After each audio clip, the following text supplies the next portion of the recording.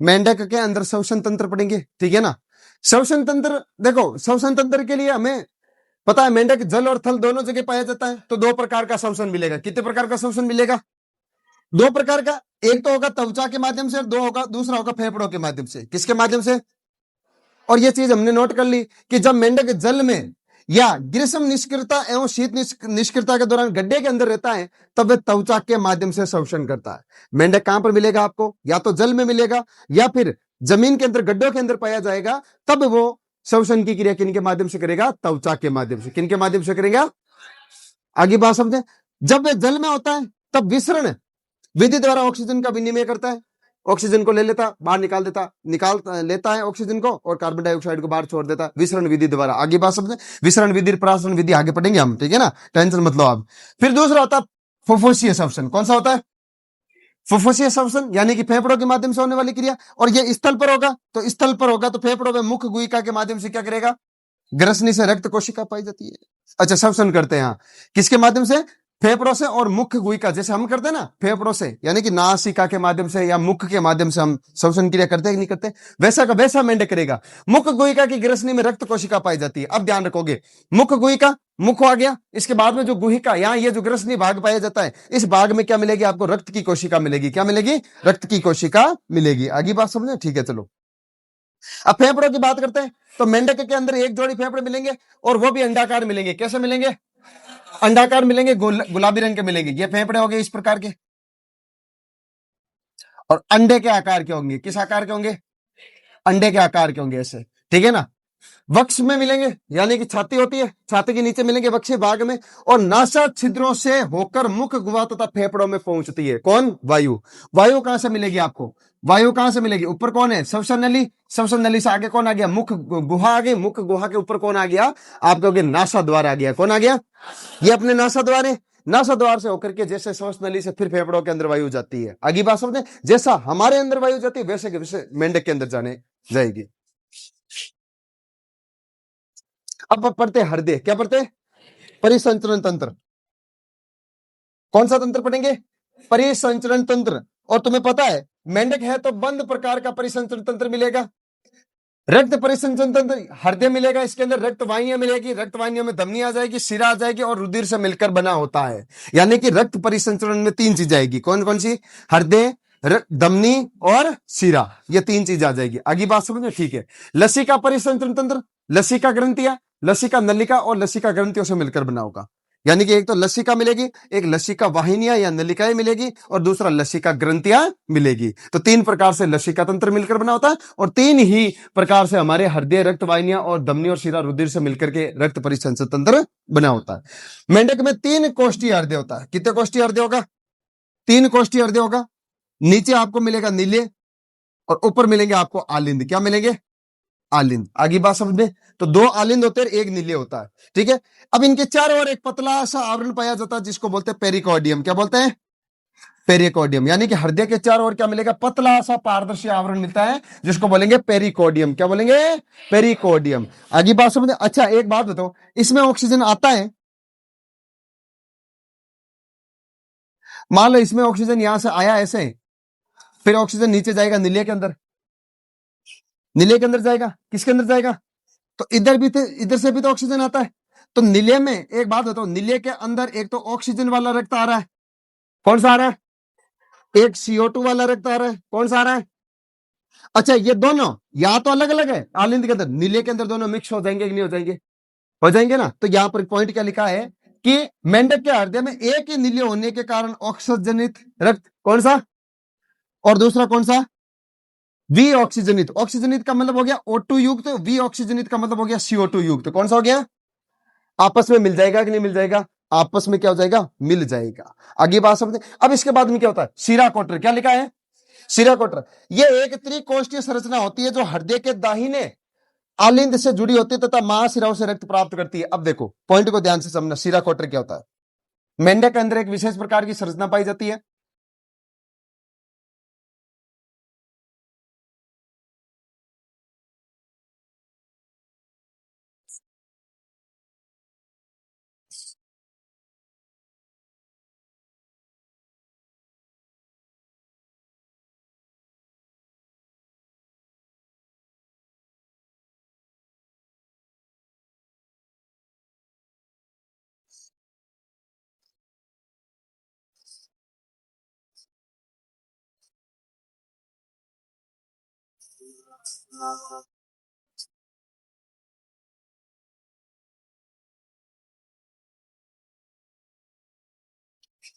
अब देखो, ये है,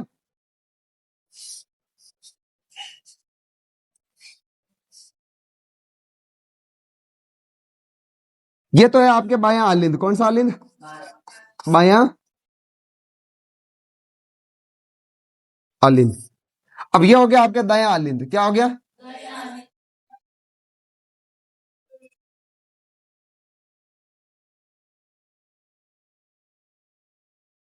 आगे बात समझे? ये हो गया आपके नीले। कौन आ गया? आगे बात समझ, इसको बोलते हैं शिरा कोटर। क्या बोलते हैं?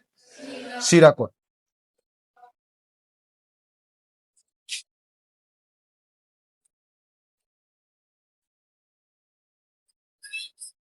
क्या बोलेंगे इसको?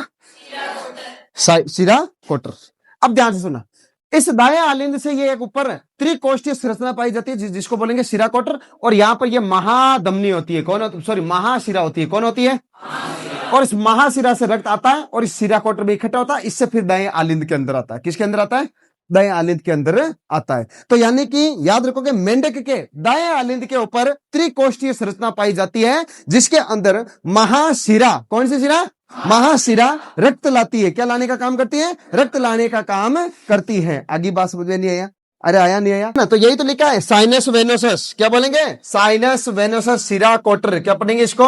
शिरा कोटर। ये एक त्रिकोष्ठीय संरचना होती है, हृदय के दाहिने आलिंद से जुड़ी होती है, महाशिराओं से रक्त प्राप्त करती है। किससे रक्त प्राप्त करती है? महाशिराओं से रक्त प्राप्त करती है। आगे बात समझे? अच्छा, नीले से जो जुड़ी होगी यानी कि धमनी शंकु। क्या है? धमनी शंकु। हृदय के दाहिने, हृदय का जो दायां आलिंद है उसके पास में एक थैलीनुमा संरचना पाई जाती है जिसको हम बोलेंगे धमनी शंकु। क्या बोलेंगे? धमनी शंकु। अभी मैंने बताया था, क्या बताया था कि ये तो हृदय हो गया, ये आलिंद हो गया, ये सॉरी ये ऊपर वाले आलिंद हो गए, ये नीचे वाला नीले हो गया, और ये महाशिरा हो गई, सॉरी अब शिरा कोटर हो गया। कौन हो गया? और शिरा कोटर के पास में छोटी सी और संरचना पाई जाती है जिसको बोलते हैं धमनी शंकु। क्या बोलते हैं? धमनी शंकु, जिसमें धमनियां रक्त लाती है। कौन लाती है? धमनियां रक्त लाती है। आगे बात समझे? धमनी तंत्र वह तंत्र जिसके माध्यम से हृदय रक्त शरीर के विभिन्न भागों तक पहुंचाने का काम करता है। अब नीले से जो धमनियां जुड़ी होती है इस प्रकार, ये नीले से धमनी जुड़ी होगी, ये क्या करेगी? हृदय से रक्त को कहां तक पहुंचाने का काम करेगी? शरीर के विभिन्न भागों तक पहुंचाने का काम करेगी। कहां तक पहुंचाने का काम करेगी? शरीर के विभिन्न भागों तक पहुंचाने का काम करेगी। आगे बात समझे? यानी कि इसी से यहां से क्या जुड़ा होगा? आप कहोगे सर यहां से धमनियां जुड़ी होगी। कौन जुड़ी होगी? धमनियां जुड़ी होगी। अच्छा, ये कौन है? हृदय। कौन है? हृदय। अच्छा, इस हृदय से रक्त शरीर के विभिन्न भागों तक पहुंचाने के लिए किसकी आवश्यकता होगी? धमनी की आवश्यकता होगी। किसकी आवश्यकता होगी? धमनियों की आवश्यकता होगी। आगे बात समझे? अच्छा, वापस रक्त लाने के लिए किसकी आवश्यकता होगी? तो आप कहोगे सर लाने के लिए किसकी आवश्यकता होती है? शिराओं की आवश्यकता होती है। क्या बोलेंगे? शिराओं की आवश्यकता होती है। तो इसको बोलेंगे शिरा, शिरा तंत्र, और इसको बोलेंगे धमनी तंत्र। क्या बोलेंगे? धमनी तंत्र। और क्या बोलेंगे? शिरा तंत्र। आगे बात समझ में? ठीक है। अगर मान लो, मान लो एक पॉइंट और बता देता हूं मैं आपको, ठीक है ना, कि मान लो एक होता है आपके यकृत निवाहिका तंत्र। क्या होता है? यकृत निवाहिका तंत्र। यकृत निवाहिका तंत्र, इसका मतलब क्या होता है? इसका मतलब यह होता है कि मान लो आहार नाल से जो रक्त वाहिनियां होती है, रक्त वाहिनियां, वो रक्त को यकृत तक पहुंचाने का कार्य करती है। आहार नाल में जितनी भी रक्त वाहिनियां पाई जाती है वो रक्त को कहां तक पहुंचाने का काम करती है? यकृत तक पहुंचाने का कार्य करती है। इस प्रकार का जो तंत्र होता है उसको बोलते हैं यकृत निवाहिका तंत्र। क्या बोलेंगे? तो दूसरा हो गया वृक्क निवाहिका तंत्र। क्या हो गया? वृक्क निवाहिका तंत्र। दूसरा कौन सा हो गया? वृक्क निवाहिका तंत्र। कौन सा हो गया भाई? वृक्क निवाहिका तंत्र हो गया। तो अब मेरे को बताओ, वृक्क का मतलब क्या होता है? किडनी। वृक्क का मतलब क्या होता है? किडनी होती है। क्या होती है? किडनी होती है। तो पहला पॉइंट, यकृत व शरीर की आंतों के बीच में, देखो यकृत व शरीर की आंतों के मध्य रक्त का संबंध जो होता है वो यकृत निवाहिका तंत्र, और वृक्क और शरीर के निचले भागों में रक्त वाहिनियों का संबंध, यानी कि किडनी और किडनी के आसपास के क्षेत्र में जितनी भी रक्त वाहिनियां हैं वो रक्त को किडनी तक पहुंचाने का कार्य करती हैं, तो उसको बोलेंगे वृक्क निवाहिका तंत्र। क्या बोलेंगे? अच्छा, आंतों से या आहार नाल से, आंतों से या आहार नाल से रक्त का अवशोषण किया जाता, सॉरी रक्त को लिया जाता है आहार नाल से, रक्त को लिया जाता है और कहां तक पहुंचाया जाता है? यकृत तक, तो उसको बोलेंगे यकृत निवाहिका तंत्र। क्या बोलेंगे? और दूसरा पॉइंट, वृक्क से, किससे? वृक्क से, वृक्क के आसपास का क्षेत्र है, वहां से रक्त को लिया जाता है और वृक्क तक पहुंचाया जाता है, उसको बोलेंगे वृक्क निवाहिका तंत्र। क्या बोलेंगे? वृक्क निवाहिका तंत्र बोलेंगे। आगे बात समझ में? ठीक है, चलो अब यार रक्त क्या पढ़ेंगे? रक्त। देखो रक्त के घटक, इसमें भी आरबीसी मिलेगी, क्या मिलेगी? लेकिन इसके केंद्रक में, इसमें केंद्रक नहीं मिलेगा। क्या नहीं मिलेगा? केंद्रक अनुपस्थित होता है। शोषण मंडल कौन सा मिलेगा? हीमोग्लोबिन। हमारे में भी ऐसा ही होता है, हमारे शरीर में भी आरबीसी मिलती है, आरबीसी के अंदर हीमोग्लोबिन पाया जाता है। क्या पाया जाता है? हीमोग्लोबिन पाया जाता है। अच्छा, हीमोग्लोबिन के कारण अपना रक्त, रक्त कैसा होगा? लाल रंग का होगा। कैसा होगा? अब डब्ल्यूबीसी है, तो डब्ल्यूबीसी को वैसे भी सैनिक कणिका के नाम से जानते हैं। किस नाम से जानते हैं? प्लेटलेट्स जो होती है वो रक्त का थक्का बनाने का काम करता है। आगे बात समझ भाई, मेंढक को भी चोट वोट लग जाती है तो वहां पर रक्त का थक्का बनाना पड़ेगा, तो उसके लिए किसकी आवश्यकता पड़ेगी? प्लेटलेट्स की आवश्यकता पड़ेगी। किसकी आवश्यकता पड़ेगी? प्लेटलेट्स की आवश्यकता पड़ेगी। आगे बात समझ में? ठीक है। इसके बाद में जो लसिका होती है, याद रखो कि रुधिर से अलग एक रंगहीन पदार्थ होता है। हमारे शरीर के अंदर भी रुधिर से अलग एक और पदार्थ पाया जाता है जिसको बोलते हैं लसिका। क्या बोलते हैं? लसिका बोलते हैं, जिसमें प्रोटीन मिलेगा, आरबीसी मिलती है, कुछ मात्रा में प्रोटीन मिलेगा, आरबीसी मिलेगी। ये दोनों कैसे होंगे? अनुपस्थित होते हैं। कैसे होते हैं? अनुपस्थित होते हैं। ये पॉइंट याद रखोगे कि इनमें प्रोटीन और आरबीसी अनुपस्थित होगी, बाकी डब्ल्यूबीसी मिलेगी आपको। और भी बहुत सारे कार्बनिक पदार्थ इसके अंदर पाए जाते हैं, जल की मात्रा इसके अंदर पाई जाती है। ठीक है, चलो। परिसंचरण के दौरान रक्त पोषकों, देखो रक्त किसका? पोषणीय पदार्थों का, गैसों का और जल को नियमित स्थानों तक ले जाने का कार्य करता है। हृदय को, अर्थात हृदय रक्त का क्या करने का कार्य करता है? पंप करने का कार्य करता है। अरे परिसंचरण के दौरान रक्त को विभिन्न भागों तक पहुंचाना है, तो रक्त अगर विभिन्न भागों तक जाएगा तो वो अपने साथ में पोषक पदार्थों को भी साथ में ले जाएगा, अपने साथ में ऑक्सीजन को भी साथ में ले जाएगा, अपने साथ में आई कार्बन डाइऑक्साइड को भी बाहर निकालने का काम करेगा, नहीं करेगा? और इन सब को पंप करने के लिए किसकी आवश्यकता होती है? हृदय की आवश्यकता होती है। किसकी आवश्यकता होती है भाई?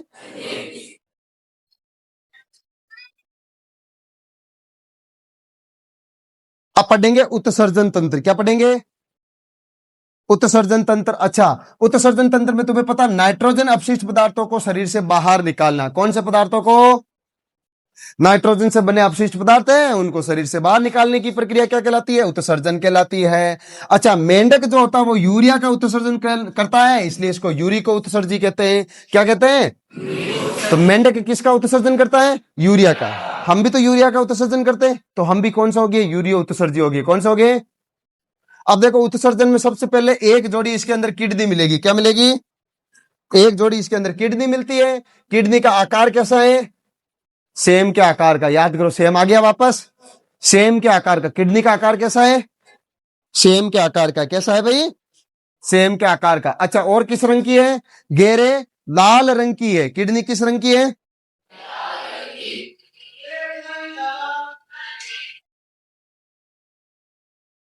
किडनी जो है वो गहरे लाल रंग की है।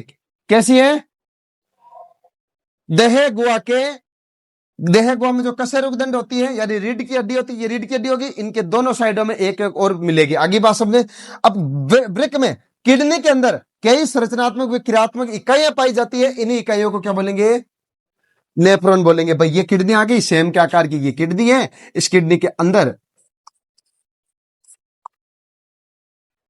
इस प्रकार के हो गए। अब इसके अंदर बहुत सारी आपको ऐसी संरचनाएं देखने को मिलेगी जिसको बोलेंगे नेफ्रॉन। क्या बोलेंगे? नेफ्रॉन मिलेगी। आगे बात समझे।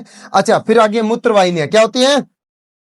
वृक्क से जुड़ी हुई एक जोड़ी नलिका होती है। वृक्क से, किडनियों से जुड़ी हुई इस प्रकार एक जोड़ी नलिका होती है। कितनी जोड़ी? एक जोड़ी नलिका होती है, यानी कि संख्या में कितनी होगी? दो हो जाएगी। ठीक है। इसमें वर्षण जनन नलिका आकर जुड़ती है, जिसे मूत्र जनन वाहिनी कहते हैं। अब सबसे बड़ी बात क्या है इसमें? सबसे बड़ी बात क्या है कि किडनियां है, क्या है?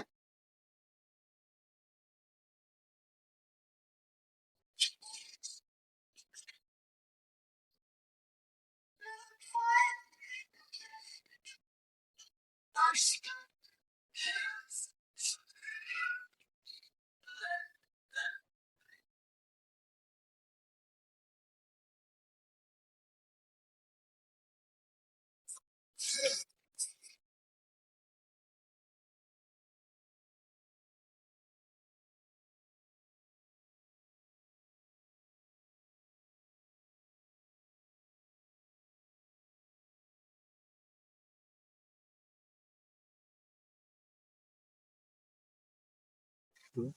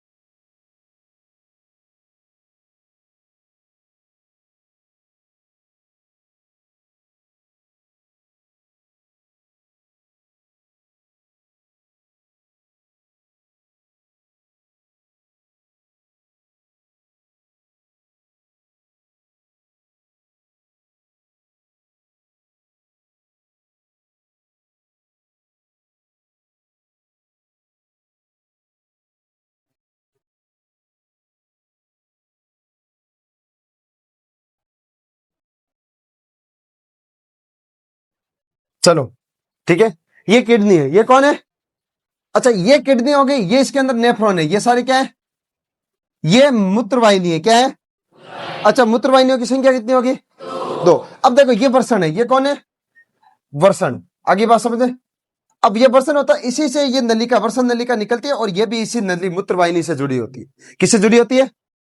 तो अब इसका नाम क्या हो जाएगा? तो अब इसका नाम ही चेंज हो जाएगा। क्या हो जाएगा? अब इस परत का जो नाम होगा वो चेंज हो जाएगा। क्या नाम हो जाएगा? तो इसका नाम जो होगा ना, वो याद रखोगे, इसका क्या नाम होगा?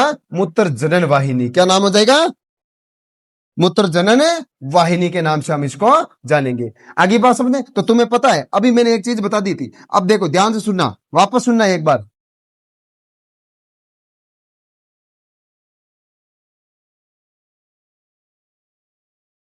देखो ये किडनी हो गई, कौन होगी? ये मूत्रवाहिनी हो गई, कौन हो गई? मूत्रवाहिनी। और ये इधर से वर्षण वाली नलिका आ गई, कौन सी नलिका आ गई? आगे जाकर मूत्र जनन वाहिनी बन गई, कौन सी वाहिनी बन गई? इधर से आ रही है आमाशय वाली, छोटी आंत वाली परत नलिका, कौन सी नलिका आ रही है? छोटी आंत वाली नलिका। कौन सी नलिका आ रही है? अब छोटी आंत वाली नलिका यहां आकर के एक बड़ी सी संरचना के अंदर खुल जाती है, इस प्रकार। आई बात समझे। तो बताओ मेरे को, एक पॉइंट समझ में आया क्या? पॉइंट ये है कि ये तो है मूत्रवाहिनी, कौन है? मूत्रवाहिनी। ये है शुक्रवाहिनी, कौन सी है? अच्छा ये कौन है? आहार नाल, कौन है? अच्छा इन तीनों का रास्ता यहां पर एक ही जगह खुद रहा है कि नहीं खुद रहा है? इस एक ही छिद्र के अंदर खुद रहा है कि नहीं खुद रहा है? इसको बोलेंगे अवस्कर। क्या बोलेंगे? अवस्कर। आगे बात समझे, इसको क्या बोलेंगे? अवस्कर बोलेंगे। आगे बात समझे, अवस्कर के नाम से जानेंगे। किसके नाम से जानेंगे? अवस्कर के नाम से जानेंगे। तो अगला पॉइंट क्या है? देखो मादा मेंढक में, एक पॉइंट याद रखोगे,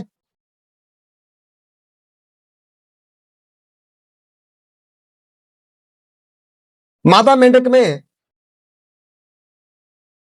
मादा मेंढक में एक तो मूत्रवाहिनी और एक अंडवाहिनी अवस्कर द्वार में अलग अलग खुलती है। ये सबसे बड़ी बात, ये सबसे बड़ी बात है। क्या बात है? तो अभी आपको वापस समझाता हूं मैं, ठीक है? ध्यान से सुनोगे, कोई बात नहीं, आप आराम पढ़ना। देखो यहां पर तो ये कौन है? बताओ मेरे को। शुक्रवाहिनी। कौन है? अच्छा ये शुक्रवाहिनी है, कहां से जुड़ी हुई है? वर्षण से जुड़ी हुई है। कहां से जुड़ी हुई है? अगर मैं कहता हूं इधर से आहार नाल आती है, कौन आती है? आहार नाल आती है। आहार नाल आई, आहार नाल एक बड़े से छिद्र के अंदर खुल जाती है, इस प्रकार। इसको बोलेंगे अवस्कर। क्या बोलेंगे? अवस्कर। अगर आपको कोई ऐसे कह दिया जाए कि ये मूत्रवाहिनी आ रही है, कौन आ रही है? मूत्रवाहिनी आ रही है, ये मूत्रवाहिनी आ रही है। आगे बात समझे। और ये इधर से अंडवाहिनी आ रही है, कौन आ रही है? अंडवाहिनी। अब यहां पर देखो शुक्रवाहिनी और मूत्रवाहिनी आपस में जुड़ करके फिर मूत्र जनन वाहिनी बनाती है। क्या बनाती है? मूत्र जनन वाहिनी। जबकि यहां पर ये अब की बार अवस्कर आ गया। ये कौन आ गया? अवस्कर आ गया। अब मेरे को बताओ इसमें क्या समझ में आया? कि अंडवाहिनी अलग खुल रही है। अंडवाहिनी कहां खुल रही है? अलग खुल रही है। और मूत्रवाहिनी भी कैसी है? अलग है। मूत्रवाहिनी भी कैसी है? अलग है। तो इस अवस्कर के अंदर अंडवाहिनी भी अलग खुल रही है और मूत्रवाहिनी भी क्या कर रही है? अलग खुल रही है। जबकि इसमें ऐसा हो रहा है क्या है? तो नर के अंदर याद रखोगे, नर के अंदर शुक्रवाहिनी और मूत्रवाहिनी आपस में संयुक्त होती है, फिर वो जाकर के अवस्कर में खुलती है। जबकि यहां पर अंडवाहिनी अलग खुलती है और मूत्रवाहिनी अलग खुलती है। आ गया समझ में? अरे आया? ठीक है। होता है मलाशय के अगर बाघ में पाया जाता है, अवस्कर में खुलता है। ये भी कहां जाकर के खुलेगा? अवस्कर में खुलेगा। अवस्कर, इसमें मूत्रवाहिनी, आहार नली का अंतिम भाग और जनन तंत्र मार्ग तीनों आकर के खुलते हैं। आगे बात समझ में नहीं आया तो चलो कोई बात नहीं, डायग्राम देखते हैं एक बार। डायग्राम से आपको समझ में आ जाएगा।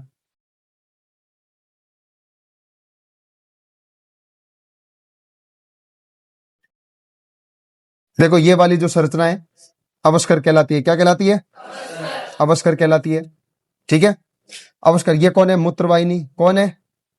मूत्रवाहिनी आ गई, ये भी अवस्कर में खुद रही है। ठीक है ना। ये नीचे आ गया मूत्राशय। कौन आ गया? मूत्राशय आ गया, ये पूरा का पूरा भाग। ठीक है ना। आगे जुड़ी होती है मूत्राशय की, ध्यान रखोगे। ठीक है ना। तो ये पॉइंट याद रखोगे। आगे बात समझ, ये जनन नली होगी। जनन नली और इसमें तो सेम ही होती है। ठीक है। चलो आगे देखो, इसमें और देखो, ये हृदय मिल गया, ये शिरा कोटर है। ये क्या है? शिरा कोटर है।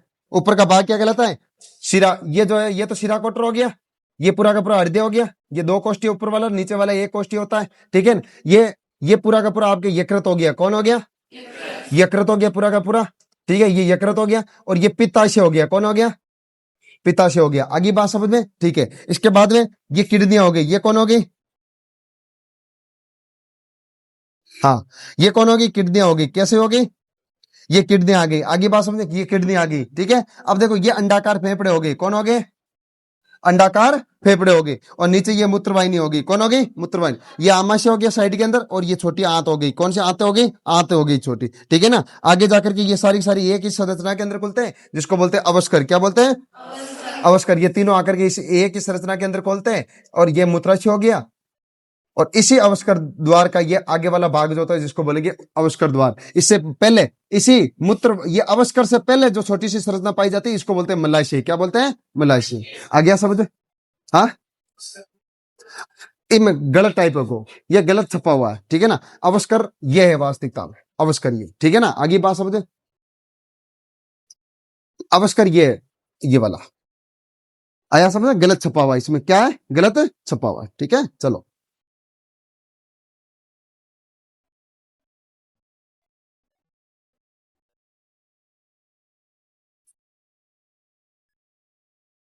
तो चैप्टर ही खत्म हो बढ़ता कहते।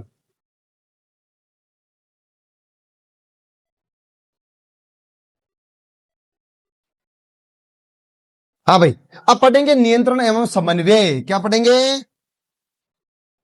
नियंत्रण एवं समन्वय पढ़ेंगे। आगे बात समझे? सबसे पहला पॉइंट नियंत्रण। देखो, नियंत्रण और समन्वय हमारे शरीर में भी दो चीजों से मिलकर बना होगा। एक तो होगा अंतःस्रावी तंत्र और दूसरा क्या होगा?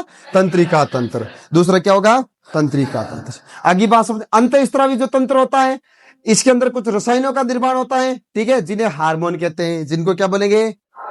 तो अंतःस्रावी तंत्र के अंदर रसायन बढ़ते हैं और इन्हीं रसायनों को हम एक नाम देते हैं, हार्मोन। क्या देते हैं? हार्मोन। आगे बात समझे? ठीक है। मेंढक में पाई जाने वाले अंतःस्रावी ग्रंथियां कौन सी है? देखो, पीयूष ग्रंथि पाई जाती है। कौन सी ग्रंथि पाई जाती है? थायराइड ग्रंथि पाई जाती है। कौन सी ग्रंथि पाई जाती है? पैराथायराइड ग्रंथि पाई जाती है। अग्नाशय ग्रंथि पाई जाती है। पीनियल ग्रंथि पाई जाती है और ये थाइमस ग्रंथि पाई जाती है। ये मेंढक के अंदर पाई जाने वाली क्या है? विभिन्न प्रकार की अंतःस्रावी ग्रंथियां। कौन सी ग्रंथियां हैं? अंतःस्रावी ग्रंथियां हैं। आ गया समझ में? नहीं आया? अरे आया नहीं आया? ठीक है। इसके बाद में पढ़ेंगे तंत्रिका तंत्र। क्या पढ़ेंगे? केंद्रीय तंत्रिका तंत्र बोलेंगे इसको, CNS। क्या बोलेंगे?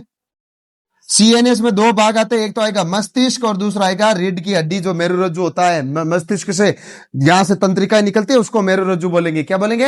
मेरुरज्जु। आगे बात समझे? ठीक है। तो ये याद रखोगे। सबसे पहले पढ़ेंगे परिधीय तंत्रिका तंत्र। कौन सा पढ़ेंगे? अब ये CNS और PNS क्या होता है, तो ये हम एक चैप्टर आएगा अपना 18वां, उसके अंदर पढ़ेंगे। आगे बात समझे? अभी तो सिर्फ आप समझो कि हम पढ़ रहे हैं केंद्रीय तंत्रिका तंत्र। क्या पढ़ रहे हैं? जिसको बोलेंगे CNS। क्या बोलेंगे? Central nervous system. क्या बोलेंगे? और फिर इसको बोलते हैं परिधीय तंत्रिका तंत्र, क्या बोलते हैं, पीएनएस, क्या बोलते हैं।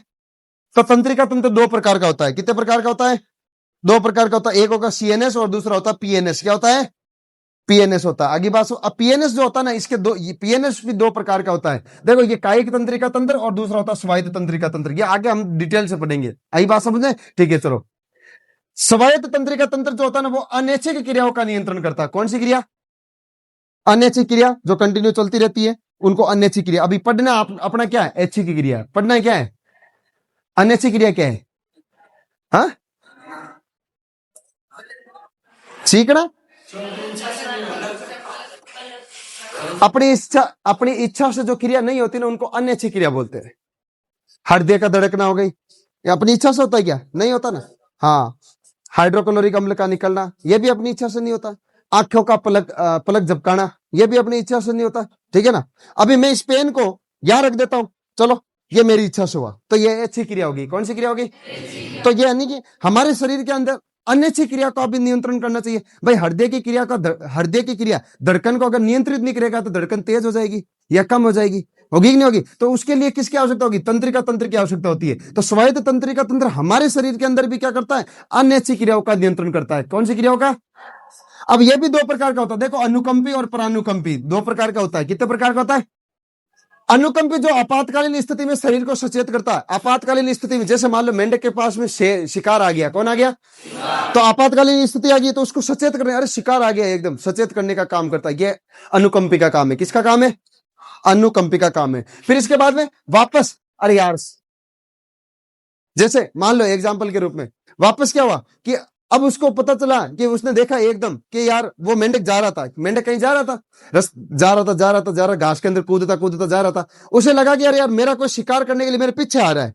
तो सचेत करने वाला कौन है, अनुकंपी। वो पीछे देखेगा, अच्छा पीछे तो कोई नहीं है, तो ये किसका काम हो गया, परानुकंपी का। वापस किसको लाएगा, शांत अवस्था में लाने का काम करे। किसका, रात को डर लगता है कहीं जाते तो अरे चल रहे अरे भूत आ रहा है, पीछे भूत आ रहा है, आ रहा है कि नहीं आ रहा, तो वो अनुकंपी क्रिया होगी। कौन सी क्रिया होगी, फिर थोड़ी दूर आगे चले गए, फिर पीछे मुड़ करके देखा यार कुछ भी नहीं आ रहा, वो परानुकंपी होगी। कौन सी होगी, तो यानी कि आपातकालीन में स्थिति में शरीर को सचेत करने का काम अनुकंपी का और वापस शांत अवस्था में लाने का काम किसका, परानुकंपी का हो गया। किसका हो गया। अब मैं मस्तिष्क के बारे में पढ़ेंगे, किसके बारे में पढ़ेंगे, मस्तिष्क के बारे में पढ़ेंगे।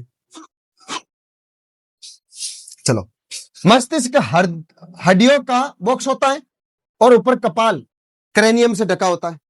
आगे बात समझ, अपना मस्तिष्क भी ऐसा है कि ऊपर क्या है, हड्डियों का बॉक्स है और कपाल से ढका हुआ है। इस हड्डियों के बॉक्स को बोलेंगे कपाल, क्या बोलेंगे, कपाल। तीन भागों में बटा होता है, अगर मस्तिष्क, मध्य मस्तिष्क और पश्चिम मस्तिष्क।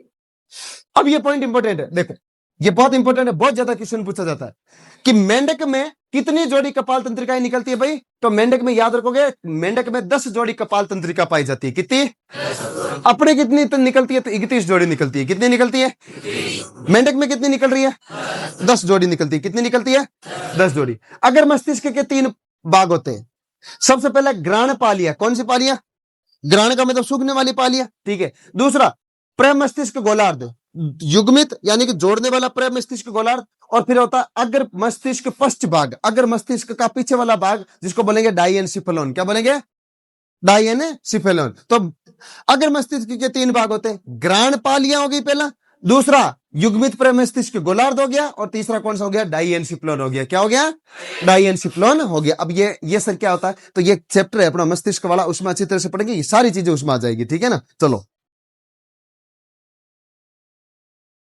अब हम बात करते हैं मध्य मस्तिष्क की। कौन सी मस्तिष्क की, इसमें एक जोड़ी देखने वाली दृक्पालिकाएं पाई जाती है। एक जोड़ी क्या पाई जाती है, दृक्पाली। अच्छा, ग्रहण पालिया किसमें पाई जा रही है, अगर मस्तिष्क में। और मध्य मस्तिष्क में देखने वाली पालियां मिल रही है। कौन सी पालियां मिल रही है, देखने वाली पालियां मिल रही है। इसके बाद में कौन आता है, पश्चिम मस्तिष्क में पहला भाग कौन सा हो गया, अनुमस्तिष्क। दूसरा कौन सा हो गया, मेडुला ओब्लिगेटा। कौन सा हो गया, मेडुला ओब्लिगेटा महारंध्र से निकलकर मेरुदंडू में स्थित मेरुरज्जु से निकलता है। अब देखो ये मस्तिष्क हो गया, मान लो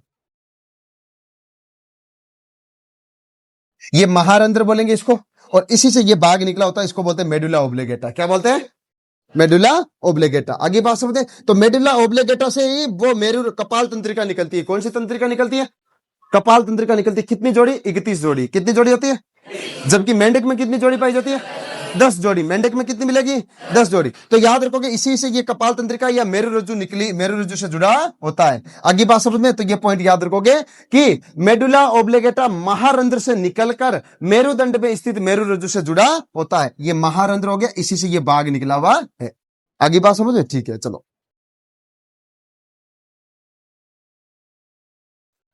इसके बाद में आता है संवेदी अंग। क्या होता है? संवेदी अंग। ठीक है, चलो देखो, संवेदी अंगों में एक तो मिलेंगे स्पर्श अंग, संवेदी पिपल्स। आगे बात समझ में, स्वाद अंग के लिए स्वाद कलिका मिलेगी, गंध के लिए नासिका उपकला मिलेगा, नाक मिलेगा। ठीक है ना भाई? संवेदी अंग, संवेदी पिंपल मिलेंगे। जैसे किसी ने हाथ का टच कर दिया तो हमारे शरीर के ऊपर रोम पाए जाते, वो एकदम खड़े हो जाते, क्या रे क्या हुआ, है ना, एकदम अचानक। तो यानी कि संवेदी पिंपल मिलेंगे। स्वाद, कुछ भी खाएंगे तो स्वाद का पता लगाने के लिए जीभ मिलेगी, नहीं मिलेगी तो स्वाद अंग मिलेंगे। गंध अंग, नाक मिलेगा, किसी भी चीज सुगंध उगंध का पता लगाने के लिए नासिका के अंदर उपकला मिलेगी। आगे बात समझ में, उपरोक्त तीनों संवेदी अंग सिरों पर केवल ग्रंथियों के रूप में उपस्थित होते हैं। पर ये ध्यान रखोगे, ये तीनों अंग जो होते हैं ये केवल ग्रंथियों के रूप में पाए जाते हैं। किस रूप में पाए जाते हैं? दृष्टि क्षेत्र के रूप में नेत्र मिलेगा, श्रवण के क्षेत्र के रूप में मिलेगा कान, और कान जो होंगे वो कर्ण पटल और आंतरिक कर्ण के रूप में मिलेंगे। याद करो, टिम्पेनम आया, आया नहीं आया? तो कर्ण पटल के रूप में, कर्ण पटे है, ये कर्ण पटे है। आगे बात समझ, और टिम्पेनम के रूप में मिलेगा। किस रूप में मिलेगा? टिम्पेनम या कर्ण पटे के रूप में, या आंतरिक कर्ण अंदर की ओर ज्यादा विकसित होगा वैसा मिलेगा। ठीक है, दृष्टि व श्रवण के लिए सुव्यवस्थित अंग है। ये पॉइंट याद रखोगे कि शरीर के अंदर, इनके शरीर के अंदर संवेदी अंग, स्वाद अंग और गंध अंग ये तो केवल ग्रंथियों के रूप में मिलेंगे, लेकिन विकसित रूप से देखने वाले और सुनने वाले जो अंग होते हैं वो पूर्ण रूप से विकसित अंग मिलेंगे। कैसे मिलेंगे? आगे बात समझ में? ठीक है, चलो बस ये तो ये नर जनन तंत्र क्या पढ़ेंगे? नर जनन तंत्र और मादा जनन तंत्र दोनों यही है। देखो, नर जनन तंत्र में सबसे पहले क्या मिलेगा? वर्षण मिलेगा। आगे बात, एक जोड़ी वर्षण मिलता है, पीले रंग का अंडाकार संरचना होती है। ध्यान रखोगे, एक जोड़ी मिलेगा, पीले अंडाकार संरचना हो गया। वर्षण के चारों ओर दोहरी झिल्ली युक्त आवरण मिलेगा। मान लो ये वर्षण है, वर्षण के चारों ओर एक पतली सी दोहरी झिल्ली आवरण मिलेगा जिसको बोलेंगे पेरिटोनियम। क्या बोलेंगे? अरे, और पेरिकोडियम क्या होता है? पेरिकोडियम क्या होता है? अरे, पेरिकोडियम हृदय के चारों ओर पाए जाने वाला पतला आवरण वो पेरिकोडियम कहलाता है, और वर्षण के चारों ओर पाए जाने वाला पतला आवरण क्या कहलाता है? पेरिटोनियम कहलाता है। क्या कहलाता है? और ये जो पेरिटोनियम होता है ना, ये याद रखोगे, वर्षण जो होता है मिजोक्रियम, कौन सी? मिजोक्रियम नामक, देखो इससे इससे मिजोक्रियम नामक झिल्ली मिलेगी, इस झिल्ली से ये आपस में जुड़े होते हैं। मिजोक्रियम, कौन सी झिल्ली? मिजोक्रियम नामक के झिल्ली से जुड़े होते हैं। ठीक है ना? वर्षण में 10 से 12 शुक्र वाहिकाएं निकलती है। कितनी 12 निकलेगी? यहां से 10 से 12 शुक्र वाहिकाएं अंदर की ओर निकलती है, ऐसे बार वर्षण में धसकर एक जाल का निर्माण करती है। ये शुक्र वाहिका वर्षण के अंदर धस जाती है। मान लो ये वर्षण हो गया, ये 10 से 12 शुक्र जनक नलिका निकलती है और वर्षण में जाकर के किसका निर्माण करती है? जाल जैसी संरचना का निर्माण करती है। किसका निर्माण करती है? जाल जैसी संरचना का निर्माण करती है, जिसको बोलेंगे विड्रनाल। क्या बोलेंगे? विड्रनाल। अच्छा, इस वर्षण के अंदर बहुत सारा जाल बना लिया। क्या बना लिया? जाल बना लिया। अब इस वर्षण के अंदर के भाग को बोलेंगे विड्रनाल। क्या बोलेंगे? विड्रनाल।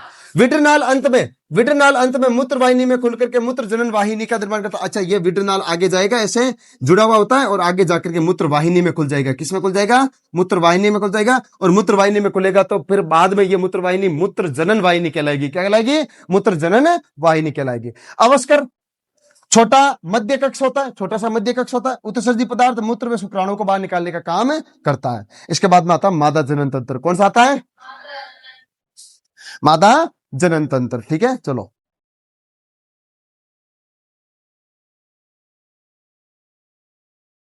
देखो, इसमें किडनी के पास में एक जोड़ी अंडाशय पाए जाते हैं, उसमें भी एक जोड़ी वर्षण मिलेंगे, इसमें भी एक जोड़ी अंडाशय मिलेंगे।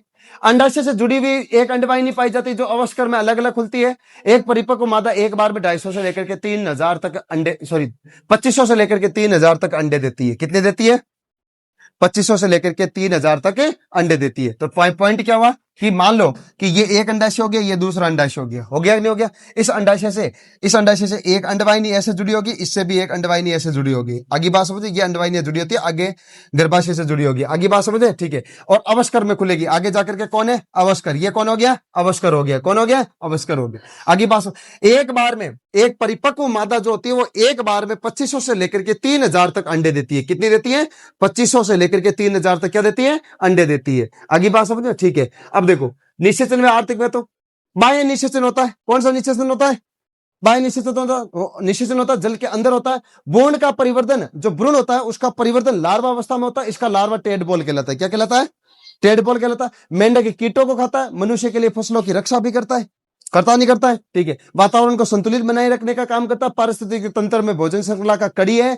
कुछ देशों में मेंढल को मांसल पाद मनुष्य द्वारा भोजन के रूप में काम में लिए जाते हैं। कुछ देश ऐसे हैं जहां पर मेंढक के अंदर मांस पाए जाने के कारण इसका उपयोग भोजन के रूप में किया जाता है। आगे बात समझ लें, तो ये हो गया आपके चैप्टर कंप्लीट।